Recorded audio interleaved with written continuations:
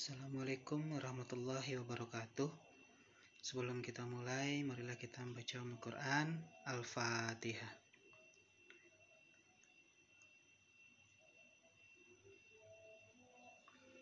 Oke, kita akan coba lanjut materi perkuliahan kita. Nah, untuk pertemuan kali ini kita akan masuk ke materi baru. Itu kita bicara tentang bisnis proses. Nah, bisnis proses dalam perusahaan yang nanti akan menerapkan konsep enterprise resource planning di perusahaan tersebut. Nah, sekarang kita bahas dulu tentang apa itu bisnis proses. Nah, bisnis proses merupakan sekumpulan aktivitas yang mengambil satu atau lebih input dan menghasilkan output seperti suatu laporan atau forecast. Forecast ini adalah peramalan yang menjadi value bagi customer nantinya. Nah, jadi ERP itu mendukung operasi proses bisnis atau bisnis proses yang efisien dengan mengintegrasikan pekerjaan-pekerjaan yang berkaitan dengan ada sales, marketing, manufacturing, logistik, accounting, and staffing yang melintasi bisnis secara cross-functional atau fungsi bisnis yang saling berhubungan antara satu divisi dengan divisi yang lain dalam sebuah perusahaan. Nah, kemudian contohnya apa saja? Misalnya, di bagian sales atau bagian penjualan itu mencatat order dari customer. Kemudian bagian produksi melakukan penjadwalan proses produksi. Nah, bagian logistik nanti itu menjadwalkan dan melakukan pengiriman barang. Nah, kemudian bagian bahan baku oleh bagian purchasing itu gunanya untuk mengatur pembelian dan jadwal penerimaan. Kemudian kembali lagi ke bagian logistik itu menerima bahan, memastikan kondisi dan melaporkan ke bagian accounting sehingga vendor atau pemasoknya dapat dibayar. Nah, kemudian terakhir itu segala transaksi penerimaan, pengeluaran dan biaya yang terkait itu dicatat oleh bagian accounting. Nah, jadi di sini kelihatan bahwa bisnis proses itu adanya cross functional atau fungsi bisnis antar satu divisi dengan divisi yang lain. Nah, di sini divisi yang terlibat dalam sebuah perusahaan, contohnya ya, dari contoh yang ini, itu bagian penjualan, bagian produksi, bagian logistik ini bagian gudang, kemudian bagian purchasing, bagian accounting terakhir, atau bagian finance-nya. Nah, jadi kelihatan di sini bahwa bisnis proses itu memang digarisbawahi itu adalah cross functional atau fungsi bisnis antar satu divisi dengan divisi yang lain dalam sebuah perusahaan. Nah, kemudian apa saja area fungsional atau area kerja dalam sebuah perusahaan? Jadi di sini functional area of enterprise. Jadi enterprise ini perusahaannya perusahaan besar ya, bukan perusahaan kecil. Nah, di mana ada 4 area utama dalam perusahaan besar tersebut. Nah, apa saja? Biasanya dalam sebuah perusahaan besar itu ada bagian yang namanya marketing and sales, kemudian bagian supply chain management, kemudian accounting and finance, dan terakhir human resource. Nah, bagaimana cross-functional atau fungsi bisnis dalam perusahaan yang terkait dengan 4 area utama dari perusahaan ini? Nah, kita lihat. Nah, jadi di sini, jadi di marketing and sales itu bisnis functionnya apa saja? Itu marketing produk atau pemasaran produk. Kemudian taking sales order, adanya pemesanan penjualan nantinya. Kemudian customer support, jadi adanya penunjang untuk customer atau konsumennya. Kemudian adanya customer relationship management atau CRM. Kemudian forecasting, sales forecasting atau peramalan penjualan, dan terakhir ada iklan, advertising. Nah, kemudian di supply chain management itu business functionnya apa saja? Itu ada purchasing good and raw material, jadi artinya adanya bahan baku. Nah, kemudian receiving good and raw material, menerima bahan baku. Kemudian adanya proses distribusi di sini, transportation and logistik. Kemudian scheduling produk atau untuk produksinya. Kemudian manufacturing good, jadi bagaimana menghasilkan bahan jadinya. Dan terakhir plant maintenance, adanya maintenance nantinya.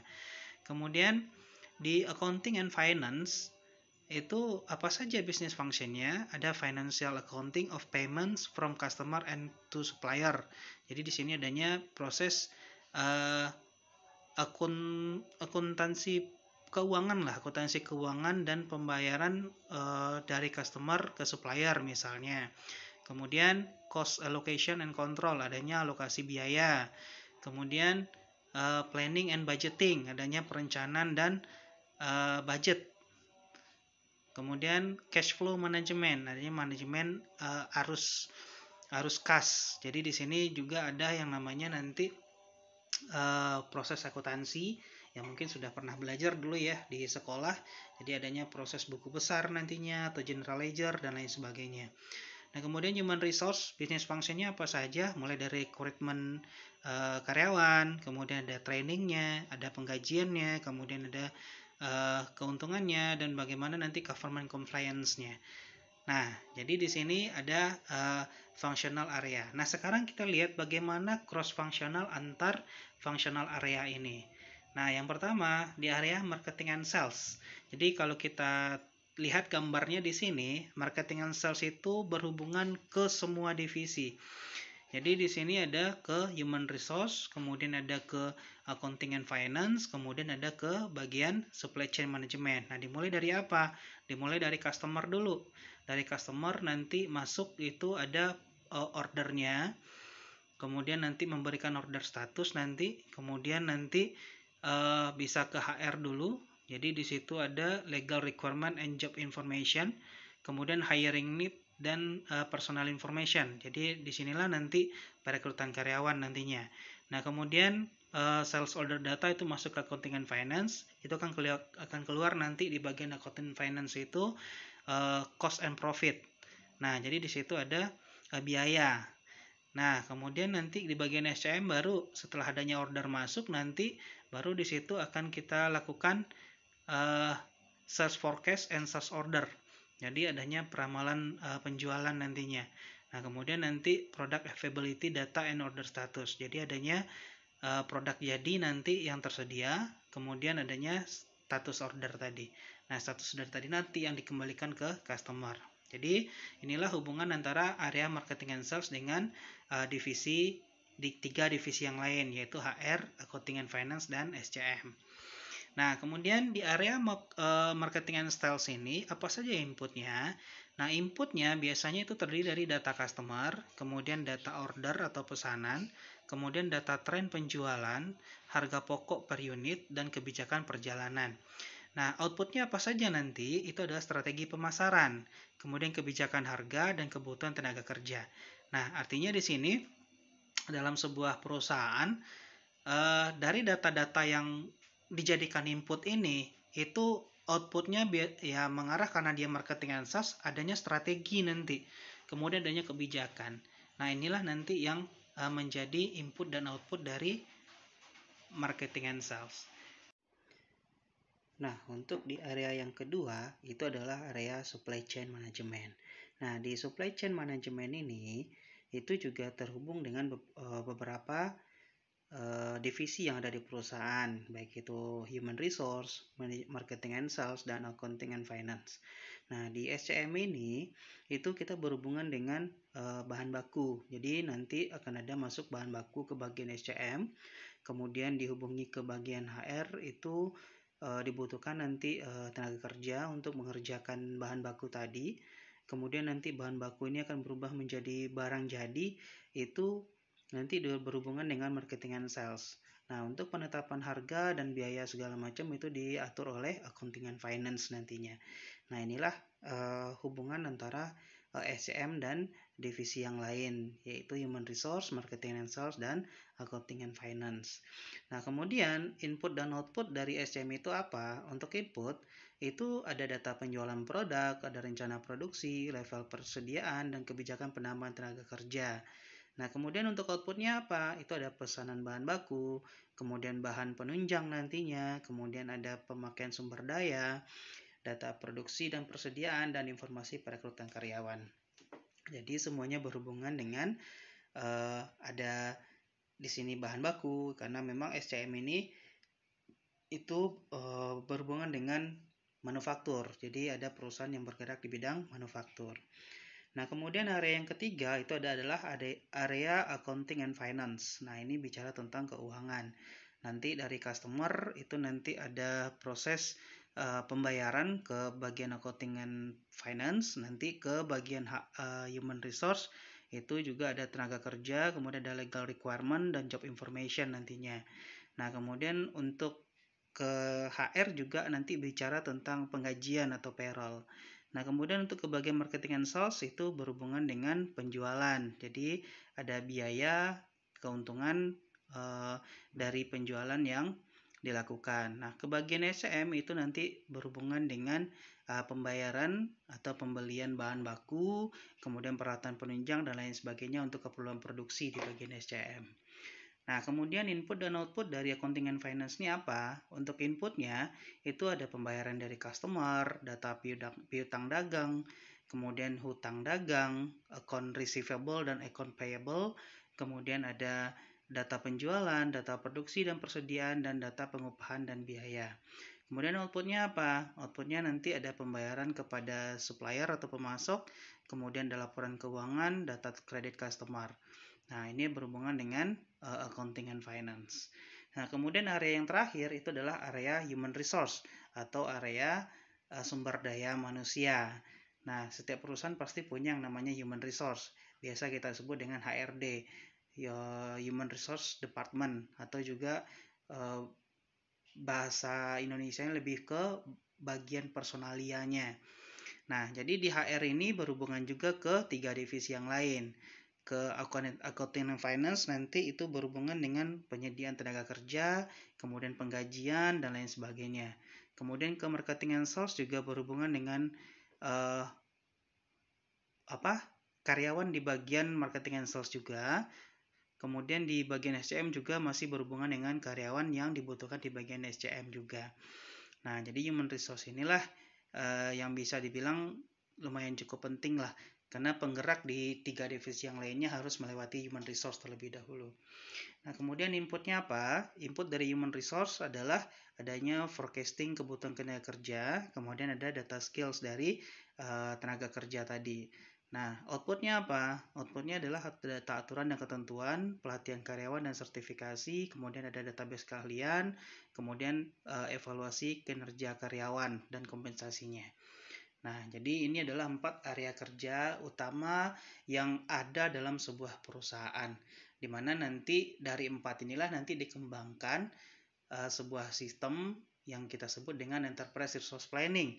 Nah, nanti akan muncul lagi, dan biasanya 4 area utama ini menjadi modul-modul dasar yang ada di dalam ERP. Mungkin nanti akan lagi muncul modul-modul berikutnya, yaitu berhubungan dengan manufacturing, misalnya berhubungan dengan maintenance, berhubungan dengan distribusi, dan lain sebagainya. Nah, kemudian bisnis proses di dalam industri manufaktur. Nah, industri atau perusahaan manufaktur itu adalah industri yang membuat produk dari bahan mentah menjadi bahan jadi. Nah, dengan menggunakan tenaga mesin ataupun tenaga manusia dengan cara pembagian pekerjaan.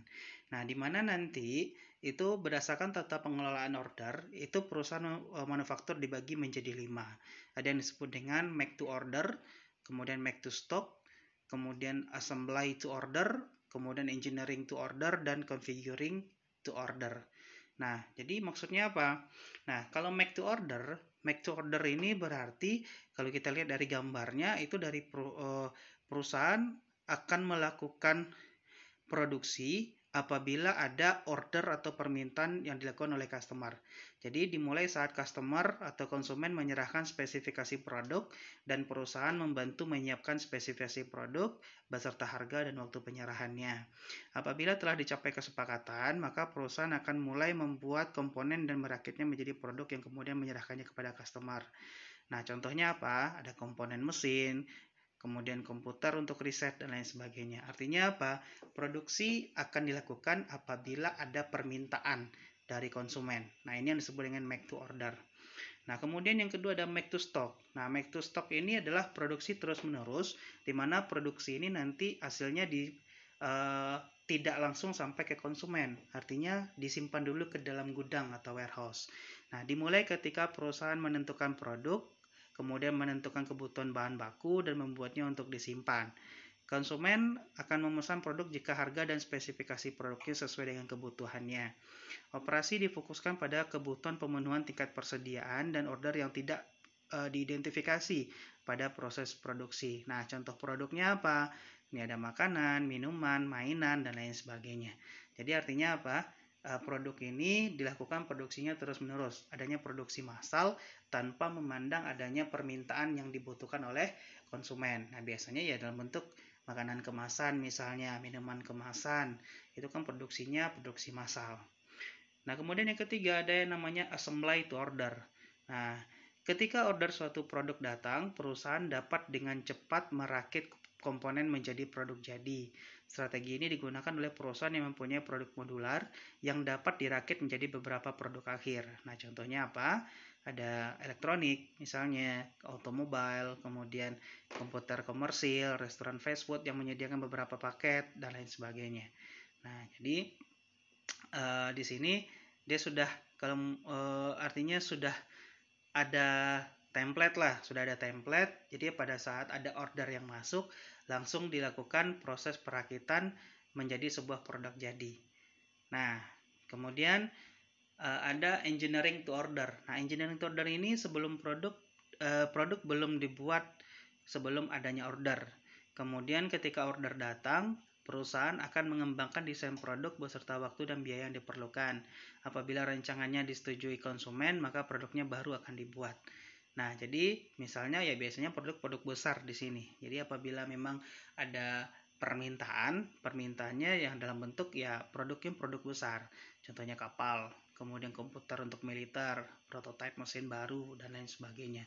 Nah, ini baru lebih ke produk-produk yang memang bisa dibilang harus ada order masuk terlebih dahulu, kemudian diperhitungkan dulu waktu pengerjaan, kemudian biaya yang diperlukan, baru nanti produknya ini diproduksi. Nah, ini engineering to order.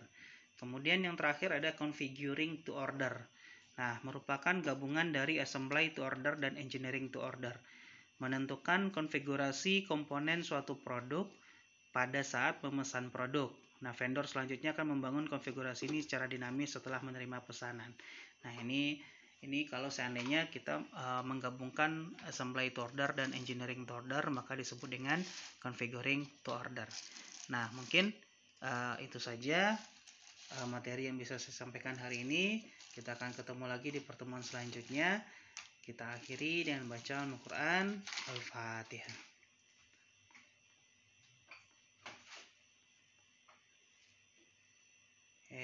Assalamualaikum warahmatullahi wabarakatuh.